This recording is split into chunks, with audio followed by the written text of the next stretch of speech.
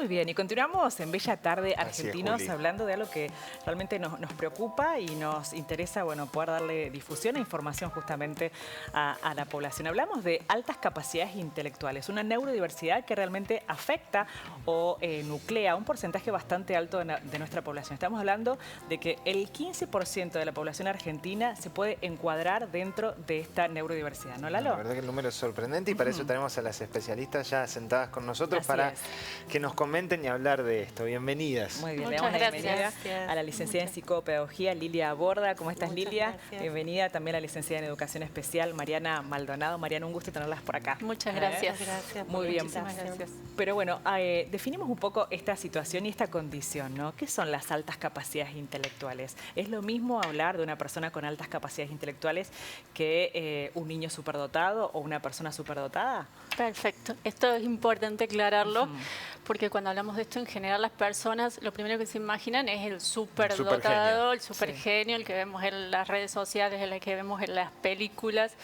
Y en realidad cuando hablamos de altas capacidades estamos hablando de capacidades excepcionales en una o varias áreas de desarrollo del conocimiento o funciones cognitivas, ¿sí? Pero que implica un nivel intelectual superior a la media, un nivel de creatividad también superior y un alto compromiso con la tarea y con el conocimiento, ¿sí? Una alta implicación con el conocimiento. Y también es importante como remarcar de que estamos hablando de un modo de funcionamiento diferente. Por eso hablamos de neurodiversidad, de neurodivergencia, porque ya vamos a comentar con Mariana las características y, digamos, más allá a lo mejor de la capacidad, que sí es muy importante tenerlo en cuenta, es el modo de funcionar diferente, la capacidad para hacer relaciones y para, digamos, tener un razonamiento diferente al de la mayoría de las... Al de la media. Al de la media, sí. ¿Y cuáles son esas áreas que nos mencionabas que puede ser una en las cuales se dé este superdesarrollo? Perfecto. Hay diferentes tipos de inteligencia. Entonces podemos tener una persona que tenga capacidades excepcionales en lo lógico, matemático, en lo visoespacial, en lo artístico, en lo naturalista, puede tener un desarrollo excepcional en alguna de estas áreas o en dos o más, ¿sí? Claro, cuando hablamos, perdón, María, por favor. Cuando hablamos de en un área y digamos un desarrollo excepcional y muy elevado, hablamos de talentos. El talento puede ser simple o puede ser complejo. Y cuando hablamos de superdotación es un desarrollo como más generalizado en muchas áreas del desarrollo. Entonces ahí tenés esto que uno ve como alguien como más excepcional aún, ¿no? Claro, no es un simple talento. ¿Cómo se diagnostica esto? Porque me imagino que debe ser también, bueno, algo dinámico, ¿no? Esto de encuadrarse o no encuadrarse con la mayoría, bueno, imagino que debe ser un concepto que debe haber cambiado, ¿no? Con el paso del tiempo y con esto también las estructuras que a lo mejor de los sistemas de educación y de salud, bueno, quizás no han ido acompañando, me da la sensación, en algunas definiciones, ¿no? Sí, yo creo que es importante aclarar la situación en Argentina en general es que hay un gran desconocimiento de esta condición, ¿sí? Un gran desconocimiento de los profesionales de la salud, de los profesionales de la educación, de los funcionarios públicos. Entonces realmente las familias transitan a veces caminos de mucha angustia y un peregrinar buscando respuestas. ¿Cómo se llega a un diagnóstico de estas altas capacidades? Bueno, las familias generalmente llegan por azar, ¿sí? Lo descubren o se empiezan a poner en conocimiento de este tema, o porque leen algún artículo, o porque tienen algún conocido que los contacta con alguien, pero porque no hay sistemas de salud, sistemas educativos, sistemas públicos que acompañen toda esta trayectoria. ¿Sí? Sí, por ejemplo, en otros países, como en España, por ejemplo, que está mucho más avanzado, ya desde el inicio de la escolaridad hay como un sistema donde se proponen, digamos, la detección y en la misma escuela tienen equipos que empiezan para empezar a detectar y en ese caso, bueno, ver de qué manera se aborda, cómo se interviene. En el caso nuestro, que eso no está desarrollado para nada y que además hay mucho desconocimiento, entonces las familias empiezan a pensar esto, bueno, a ver, mi hijo es diferente porque, bueno, puede haber precocidad, que empezó a hablar muy temprano, o que se interesa a lo mejor, qué sé yo, por los idiomas o por la tecnología o por lo que sea, tienen un interés como muy marcado, y entonces empiezan como a ver que a lo mejor tiene intereses distintos que el primito que tiene la misma edad o el compañerito de la escuela. Y entonces como que empiezan a ver, muchas veces son las familias los que detectan primero, claro, y no la escuela. Aparte me parece importante aclarar que no solamente lo definen las características intelectuales, sino hay muchas características desde lo emocional, desde lo sensorial, desde lo motriz, que también los definen, ¿sí? Emocionalmente suelen tener, emociones muy intensas, muy exacerbadas, personas con mucha empatía, con mucho sentido de la justicia, de lo moral, pero viven realmente las emociones de manera muy intensa. Altamente sensibles, ¿no? Altamente sensibles, y también, ¿sí?, en cuanto a los sentidos. Entonces, ¿qué pasa acá? A veces suele haber como características similares a las de un espectro autista, por ejemplo. Claro. Entonces, ¿Y pueden ser niños que a lo mejor estén mal diagnosticados? Pueden existir las dos condiciones al mismo tiempo, esto se llama doble excepcionalidad, o en muchos casos hay malos diagnósticos. ¿Sí? Claro. En realidad se trata de personas con altas capacidades y han sido diagnosticados con trastornos de espectro autista o con trastornos de déficit de atención e hiperactividad. ¿Sí? Entonces, ¿estas capacidades ya vienen desde el primer momento en que nace la persona, o se empiezan a desarrollar a partir de un cierto punto? En realidad, o sea, tiene una cuestión genética, digamos, entonces hay todo un desarrollo que es potencial, digamos, claro. Si no se ayuda o no se acompaña, puede que el niño o el adolescente no desarrolle todo el potencial que podría desarrollar. Entonces, también eso es importante pensar que conveniente es hasta para la nación, digamos, poder acompañar el desarrollo de los talentos y de las capacidades para mejorar. Y muchas veces pasa de que no se contempla y a lo mejor la persona pierde, a lo mejor no pierde la capacidad, pero no la desarrolla al nivel que lo podría hacer. Y claro, los mismos padres que tendrían que estar atentos a eso, ¿no? Como para ayudar a que esa persona alcance su máximo potencial. Y acá es importante porque uno de los mayores preconceptos, porque esto está impregnado de muchísimos mitos y preconceptos, es que son producto de la sobreestimulación de la familia y nada más alejado de ellos.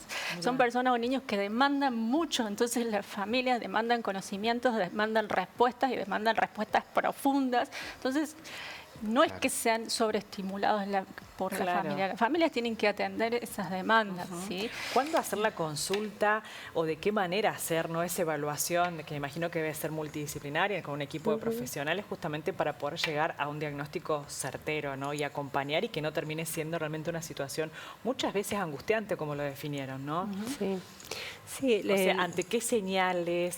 Imagino aquellas familias que de pronto nos están viendo, que a lo mejor tengan alguna inquietud, alguna duda, al respecto. Sí, son, digamos, como características así generales, son niños muy curiosos, con una gran memoria, con intereses como que pueden ir variando, pero cuando se interesan por algo son muy persistentes, entonces a lo mejor si les interesaron los dinosaurios van a saber detalles que a nosotros ni se nos hubieran ocurrido preguntar.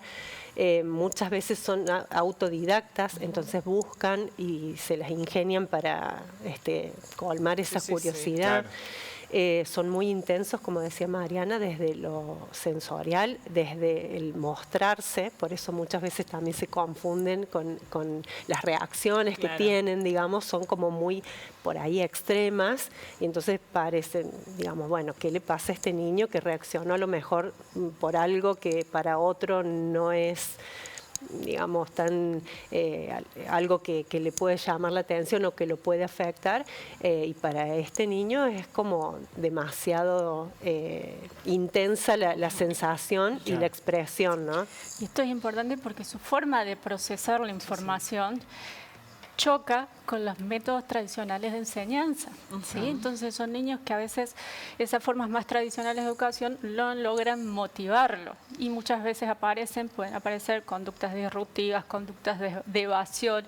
No necesariamente se muestran las altas capacidades en la escuela, ¿sí? Claro. Justamente por esto, porque realmente son niños que tienen necesidad de un conocimiento profundo.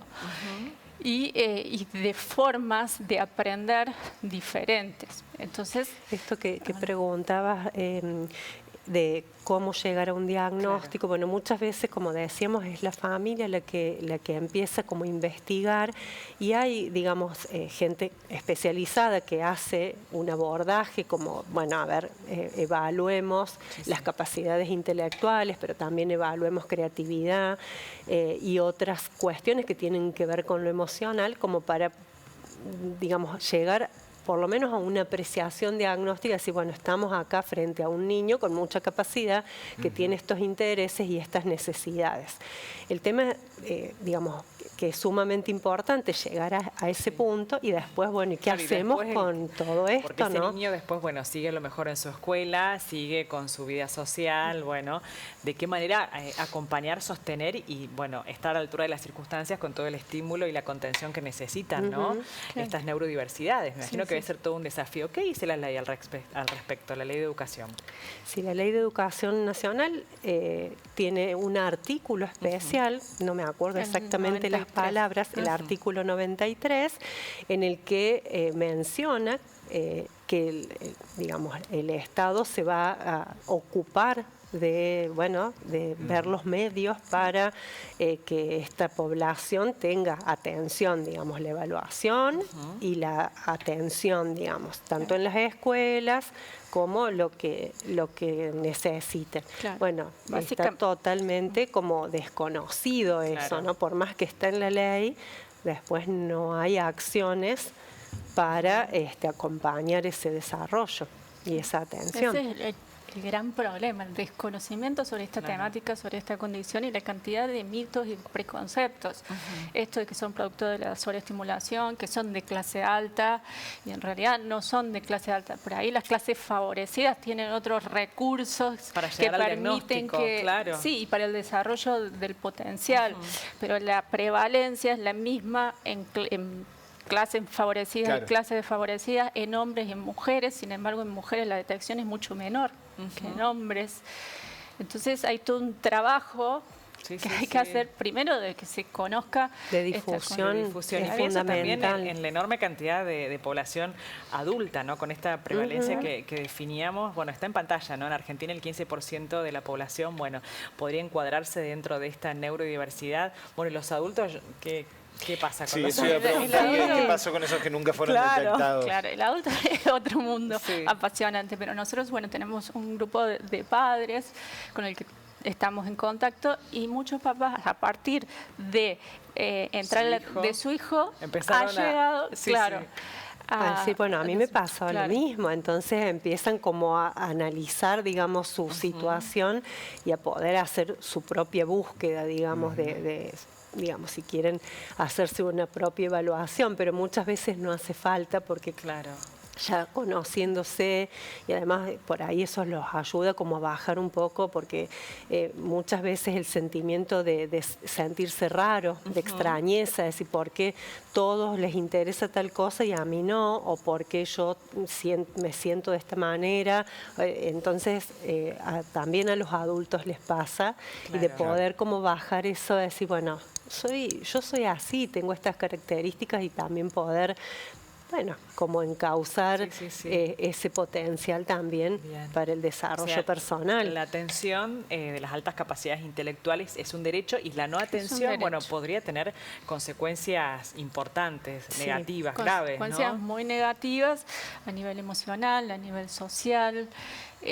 Realmente hay muchos testimonios de adultos por ahí leyendo artículos de otros lados sobre todo y que cuentan sus vivencias, ¿no? Esto de que se han sentido totalmente desubicados, solos, de no entender qué les pasa, porque recordemos esto con la intensidad con la que viven las emociones y las sensaciones. Entonces realmente, hoy esto por ahí muchas veces de camuflarse y bueno, no mostrarse para encajar o para poder, bueno, y justamente esto es un poco lo que pasa en la detección de hombres y mujeres. Claro. ¿Sí? Y por eso a veces hay la prevalencia de la detección es menor en mujeres. La mujer tiende más a camuflarse. A sobreadaptarse, ¿viste? Justamente para que no ser como foco de atención, distinto, que bueno, que quedará fuera del grupo. Me pareciera que dentro de la sociedad, bueno, el ser distinto por parte del hombre estaría mejor visto que en el caso de una mujer, ¿no? Mira, bueno, mucho para hablar de esto, muchísimo, realmente. Imagino, bueno, en las familias, bueno, todos en realidad, en un mar de dudas e incertidumbres justamente, bueno, con este tipo de situaciones que, bueno, las diferencias realmente es importante de definir a la hora de hacer un diagnóstico que pueda ser, bueno, motivo de una buena calidad de vida para todos, ¿no? Totalmente, sí, yo creo que eso es lo principal, pensar en el niño adolescente o en el adulto que pueda como desarrollarse con las capacidades y las posibilidades que necesiten ser acompañadas y bueno, y de la manera que necesiten. O sea, yo creo que es eso. Y nuestro primer objetivo cuando nos convocamos como grupo de trabajo era la difusión, porque veíamos esto, ¿no? El gran desconocimiento. Que se sepa, sí. Bien. Bueno, aquellas personas que de pronto estén, bueno, con alguna duda, lo importante de hacer una consulta, ¿con qué tipo de profesional? ¿Con equipos específicos? Bueno, ¿de qué manera empezar a vincularse, no? Sabiendo que en nuestro país realmente la situación es bastante incierta, ¿no? Porque no hay como mucha definición al respecto de las altas capacidades intelectuales. Hace una consulta con alguien de educación, alguien de salud, de psicología. Cualquiera de ellos, pero con formación específica. Nosotros necesitamos gente, o sea, realmente para abordarlo, que conozca esta problemática. Bueno, a nosotros nos resulta apasionante, pero es compleja, tiene un montón de aristas. ¿Sí? Entonces, eso nos parece como que es fundamental. Psicología, psicopedagogía, educación especial, pero que se debe formación, pero formación específica en esta temática. Muy bien, bueno, van a estar sus datos, seguramente los vamos a tener en producción por si alguien lo quiere solicitar, bueno, para poder contactarse. Muchísimas gracias. Gracias por la visita y por el tiempo que nos brindaron y todo el conocimiento. Muchísimas gracias. Gracias a ustedes. Por favor. Muchísimas gracias. Un placer.